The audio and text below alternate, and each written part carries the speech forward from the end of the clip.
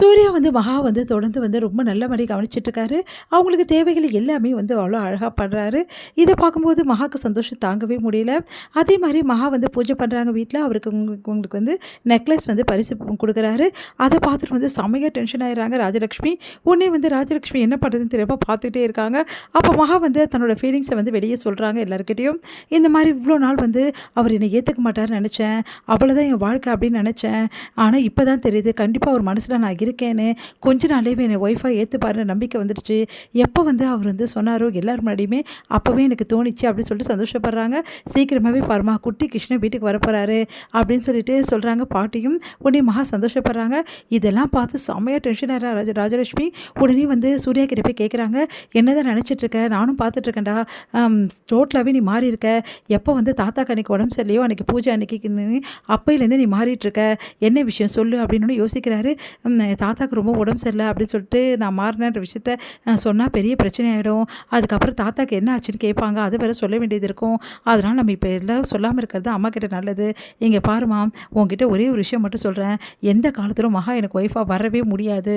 அவள் நான் ஒய்ஃபாக ஏற்றுக்கவே மாட்டேன். ஆனால் ஏன்டா இப்படிலாம் பண்ணுறாப்போ அப்படின்னோடனே, வேறு வழி இல்லைம்மா, நான் அதனால தான் பண்ணுறேன். அந்த காரணத்தை ஒரு நாள் உங்ககிட்ட கண்டிப்பாக சொல்வேன். அது வரைக்கும் நீங்கள் வெயிட் பண்ணுங்கள். உங்கள் பையனை நீங்கள் நம்புறீங்கல்ல, அந்த நம்பிக்கையோடு இருங்க அப்படின்னு சொல்லிட்டு போயிடுறாரு. அதனால் வந்து என்ன இவன் உண்மை சொல்கிறானா பொய் சொல்கிறானான்னு தெரியலையே, ஒன்றும் புரியலையே அப்படின்னு சொல்லிட்டு யோசிக்கிறாங்க ராஜலக்ஷ்மி. சூர்யாவும் அவங்க அப்பாவும் என்ன பண்ணுறாங்க, நேராக தாத்தா கிட்ட போய் கேட்குறாங்க. இந்த மாதிரி வந்து நம்ம வெளிநாட்டில் கூட்டின்னு போயிட்டு உங்களை வந்து சரி பண்ணலாம் அப்படின்ற மாதிரி சொல்கிறாங்க. அதை கேட்டு தாத்தா, என் உயிர் போகணும்னா அது இந்த நாட்டிலே போகணும், அதுவும் என் வீட்டிலே போகணும், அதுதான் என் கடைசி ஆசை.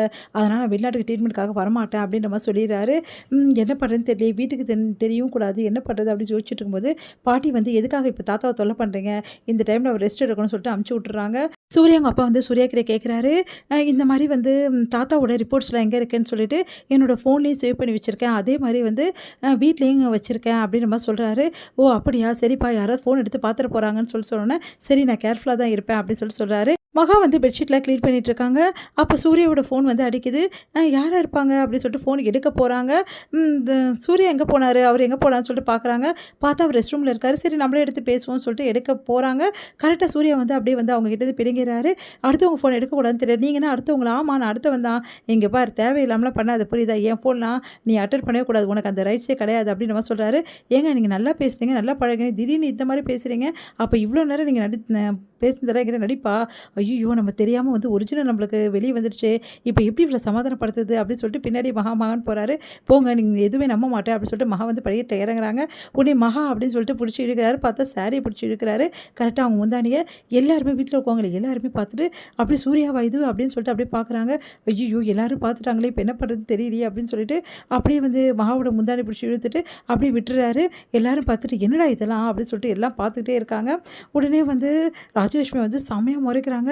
இந்த மாதிரி ஆயிட்டானே, மகா பின்னாடி இப்படி சுற்றுறானே அப்படின்னு சொல்லிட்டு உடனே அதே மாதிரி போட்டு கொடுக்குறாங்க. வராங்க கரெக்டாக வந்து சித்ரா, பாத்தியா உன் கண்ணு முன்னாடி என்ன நடக்குதுன்னு சொல்லிட்டு பார்த்தீங்களாக்கா, எப்படி பண்ணுறாரு பார்த்தீங்களா உங்கள் பையன், இதெல்லாம் நல்லதே இல்லை, சூர்யா இவ்வளோ மாறிட்டான்னு நான் சொன்னேன், நீங்கள் நம்ப மாட்டேங்கிறீங்க, உன் கண் கூடவே பாருங்கள், அவங்கக்குள்ளே எதுவும் நடக்காமே எப்படிலாம் பண்ணுவாங்க அப்படின்ற மாதிரி சொன்னோன்னே ராஜலட்சுமி டென்ஷன் இன்னும் அதிகமாகிடுது.